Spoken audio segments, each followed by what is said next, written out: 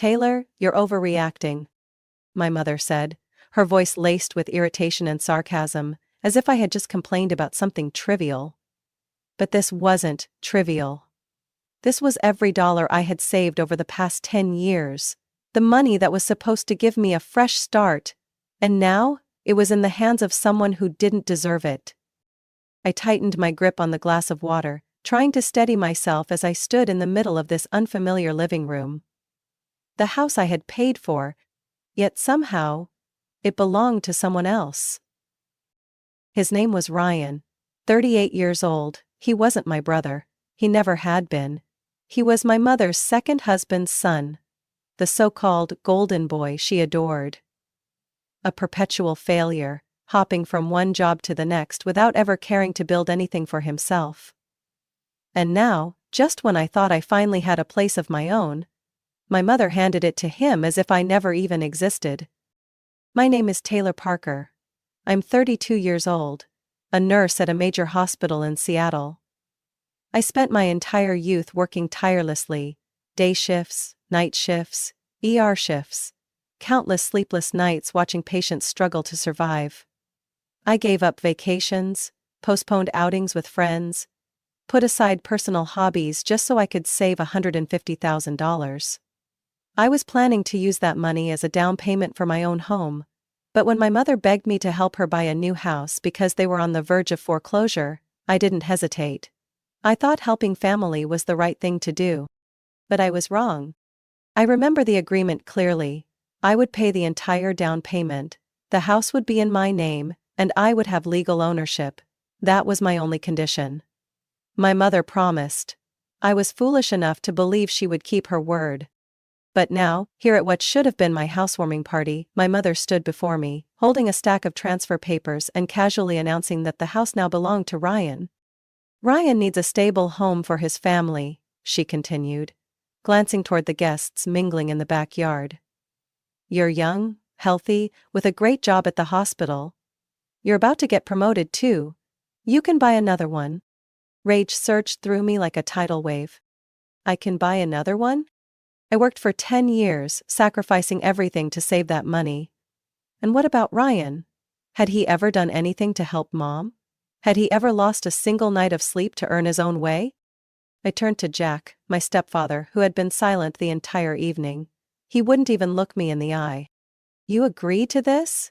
I asked, my voice low and tight. Jack shrugged slightly, as if this had nothing to do with him. He has a child on the way, Taylor. He needs a home more than you. I let out a cold, hollow laugh. And I don't deserve a home? No one answered. Everything in my mind seemed to collapse. I looked around the room, the cream-colored walls I had picked out when we toured the house, the chandelier I had paid for because Mom said it would make the place feel cozier, the sofa set I had carefully ordered online. I had imagined living here, celebrating Christmas here, building a new life here. But now? Ryan stood there, smirking, like he had won a prize he didn't even have to work for. Come on, Taylor, he said, his voice dripping with smugness. Why are you making such a big deal? You don't even need this place. You're a great nurse. You'll make the money back in no time. He laughed as he spoke, as if everything I had worked for meant nothing. I wanted to scream. I wanted to shatter the glass in my hand. I wanted to take back what was mine. They thought I would back down. Accept this like I had accepted every other injustice before. But they had no idea. Tonight would be the last time they treated me like a puppet. They would find out soon enough. I would do something about this. I locked eyes with my mother, waiting for an explanation. A reason, a shred of guilt, anything that could convince me this wasn't the cold-blooded betrayal it felt like. But she simply crossed her arms and shook her head, as if I were a child throwing a tantrum. You're being childish, Taylor, she said, her voice a mix of annoyance and condescension. Ryan needs this home. He has a baby on the way. And you? You're financially stable. You have a great job. You can always earn that money back. Try to understand Ryan, Taylor. I scoffed. So, what you're saying is, I should work myself to the bone at the hospital for another 10 years to save that money again? And then what? So you can just hand it over to Ryan again? Jack, my stepfather, finally spoke. But his words only made my blood boil. Come on, Taylor, don't make a scene. We're family. Family? I clenched my fists, struggling to contain the storm of emotions inside me. My family had stolen the money I had worked so hard to earn. My family had lied, deceived, and cast me aside without a second thought. I looked at Ryan. The smug smirk on his face, the glint of victory in his eyes. Taylor, don't be so stubborn, he shrugged. You can make that money back in no time. Just think of it as charity for the less fortunate. Charity? I bit down on my tongue to keep from screaming. Ryan, I said, my voice shaking with rage. Do you even know what I had to do to save that money? 10 years. I worked for 10 years, saving every single dollar. I sacrificed every vacation, every holiday, every night of peaceful sleep. And what did you do? Jump from one garbage business idea to another before crawling back to leech off my mother. Ryan raised an eyebrow, shrugging like I was blowing things out of proportion. Don't act so self-righteous, he scoffed. You're just a nurse, not some big-shot surgeon. It's not like you saved the world. Just work a few more years and you'll have it back. Something inside me shattered. My mother didn't object to his words. Jack didn't either. No one in this so-called family was on my side. I turned to my mother, locking eyes with her. How long have you been planning this? She avoided my gaze, but that flicker of hesitation told me everything. From the beginning, right? I pressed, my voice ice cold. You never intended to keep your promise. You just wanted me to pay for this house so you could quietly hand it over to Ryan. Didn't you? Her blinking quickened, as if searching for a way to deny it. Taylor, you're overthinking things. I laughed, a hollow, bitter sound. Overthinking. I shook my head. Look me in the eye and tell me you had no idea this was the plan all along. Silence. A sharp pain stabbed through my chest. I had always known my mother favored Ryan, that she loved him more than me. But I never thought she would steal my future and hand it to him without hesitation. You always told me I was your daughter, I murmured. But today, I realized something. My mother frowned. Realized what? I met her gaze, feeling the weight of my heartbreak press against my ribs. I was never really your daughter at all. She opened her mouth to argue, but I didn't give her the chance. I turned and walked out of the house I had once dreamed of calling my own. Leaving behind the people who had betrayed me. The people I once called family. I drove in silence, gripping the steering wheel so tightly that my knuckles turned white. My chest still ached with anger, but more than anything, there was a deep, gnawing pain spreading through my mind. They had deceived me. The people I trusted had stolen from me without hesitation. When I finally reached my apartment, I sank onto the couch, my mind blank. What now? The money was gone. The house was no longer mine. 10 years of savings, wiped away and placed into Ryan's hands. The ringing of my phone snapped me back to reality. Rachel. I picked up, my voice hoarse. I'm not in the mood to talk right now. Taylor, I know you're devastated, but you can't just let this go.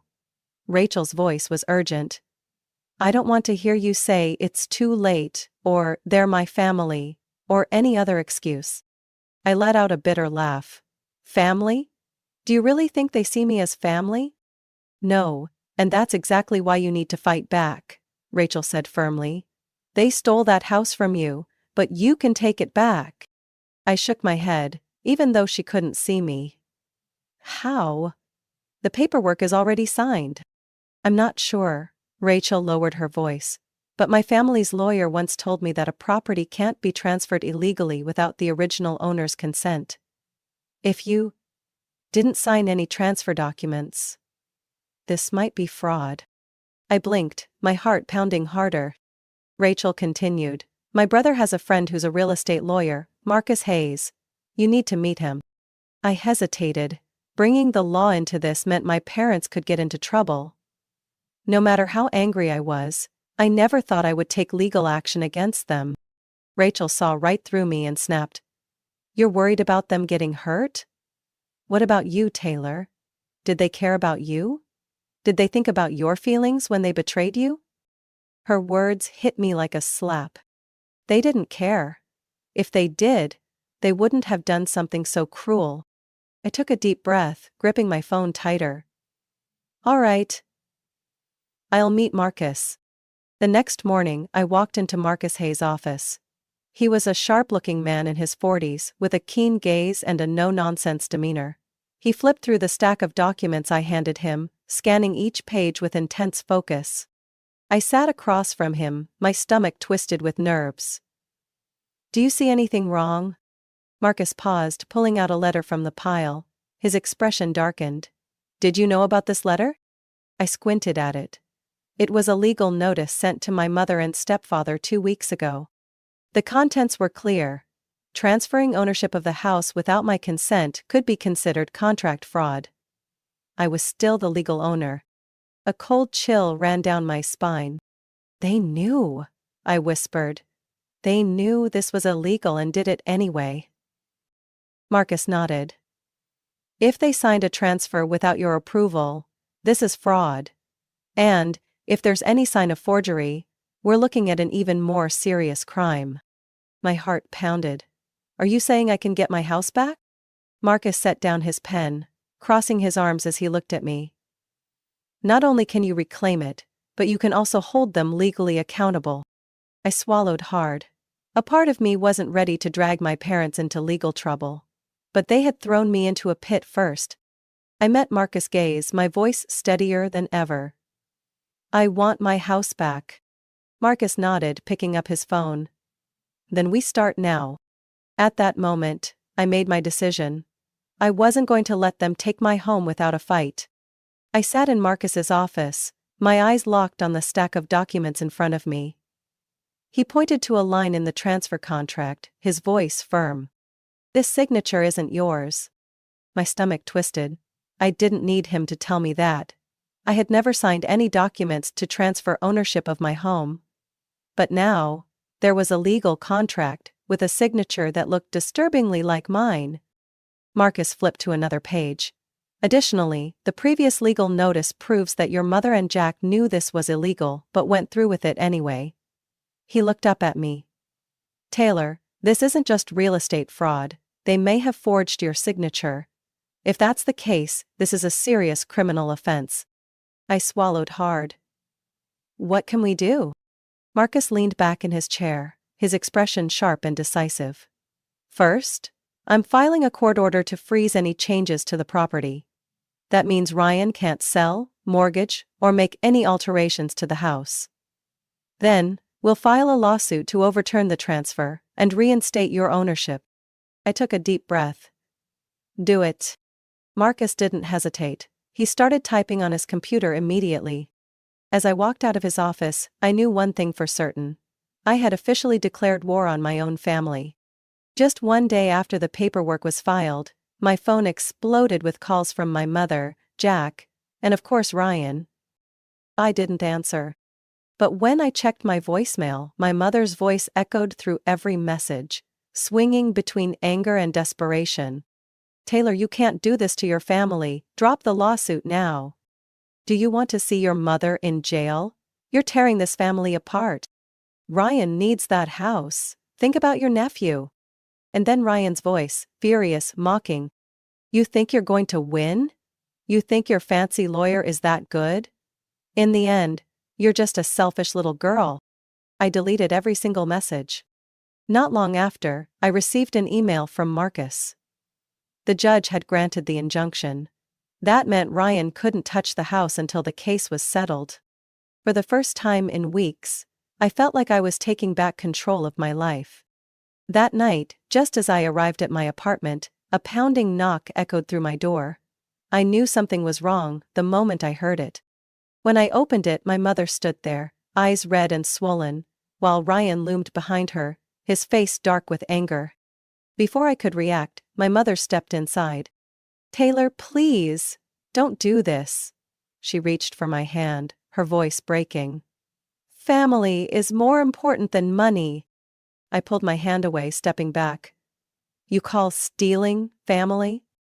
Ryan shoved his way in, no longer bothering to hide the contempt on his face. You really think you're smart, huh? You think some second-rate lawyer is gonna help you beat me? I folded my arms, unshaken. Ryan, I don't need to think. I know I'll win. Because I'm the one who paid for that house. My mother broke into sobs, her eyes pleading. Do you really want to sue your own family? Do you really want to put me through this? I met her gaze, my voice ice cold. You put yourself through this, Ryan growled, stepping closer, but I raised a hand.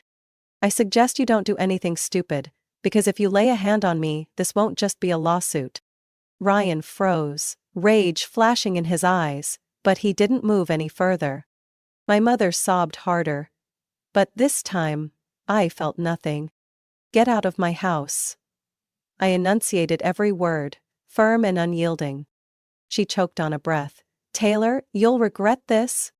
I gripped the door, staring straight at them. No, Mom. For the first time in my life, I don't regret a damn thing.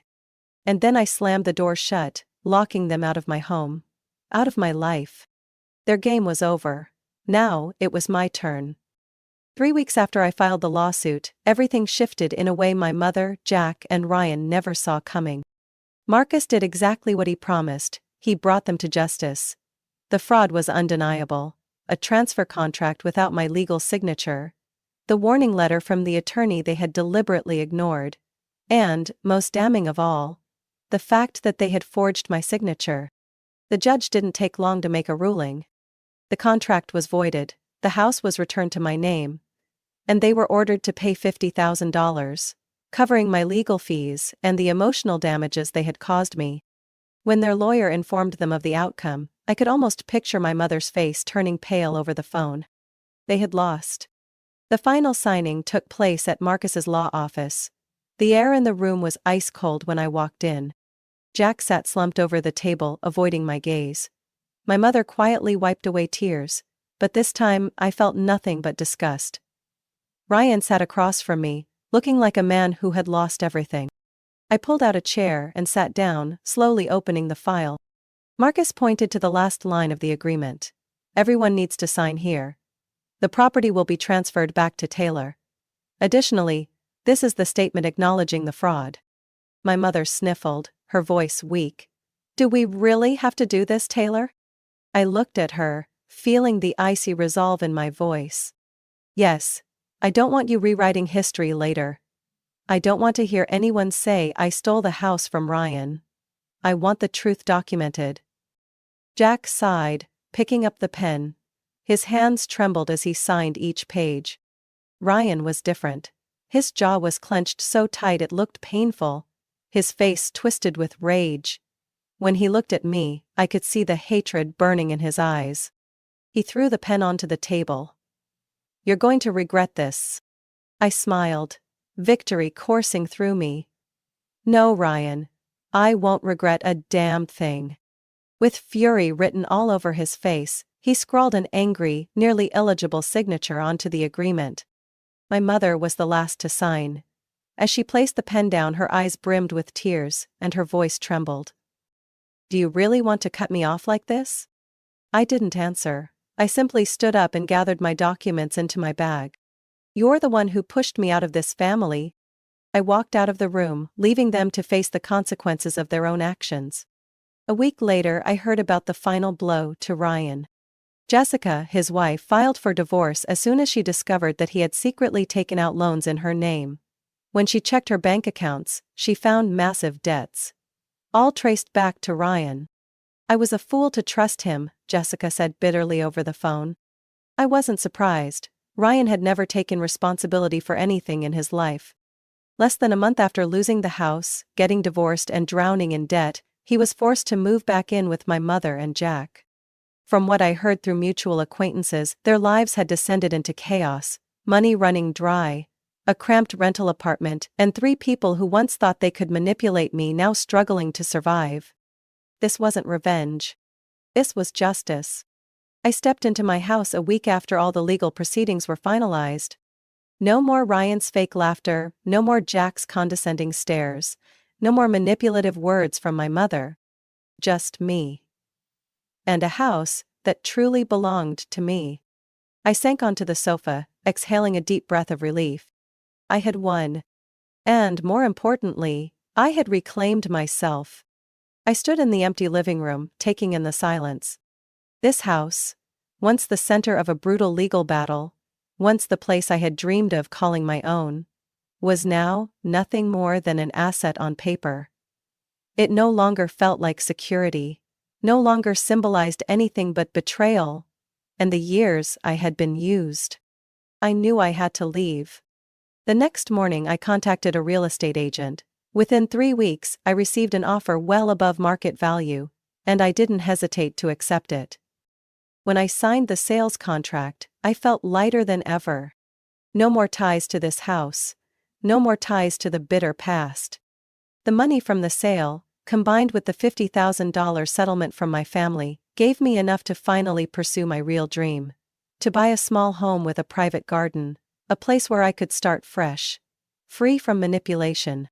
2 months later, I moved into a cozy little house on the outskirts of the city. A charming place with a wide porch and a lush green garden I had always longed for. For the first time in years, I felt true happiness as I opened my front door, stepped onto the warm wooden floors, and looked out into the sunlit yard. No trace of my mother. No cruel words from Ryan. No more proving my worth to people who had never valued me. I was completely free. Of course, they didn't disappear so easily. Just a few weeks after I sold the house, my mother started calling relentlessly. At first, the messages were disguised as concern, filled with casual questions about my life. But when I didn't respond, her tone quickly changed. "Taylor, do you really want to cut me off? I'm still your mother no matter what. Family isn't something you can just throw away so easily. Ryan is struggling. Can't you help him a little? You have more than enough money." I didn't reply. Jack also sent an email, a long-winded message about family bonds and forgiveness. I read it once, then deleted everything. I had learned my lesson. Once you set a boundary, you don't let anyone cross it. Without my family draining my energy, I poured all my time into myself. I focused on my career more than ever, and it quickly led to a promotion, head of nursing at the hospital. Marcus was right when he said I wasn't just reclaiming my house. I was reclaiming myself. I used to be the one who volunteered for holiday shifts so my coworkers could spend time with their families, the one who stayed late to help out whenever needed, but now, I had learned to say no, to put my own needs first. I was no longer the girl who always placed others above herself.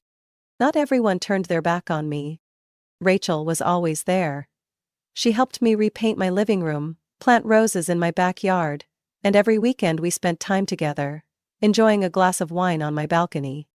"I still can't believe you actually did it," Rachel said one Friday night, her eyes sparkling with pride.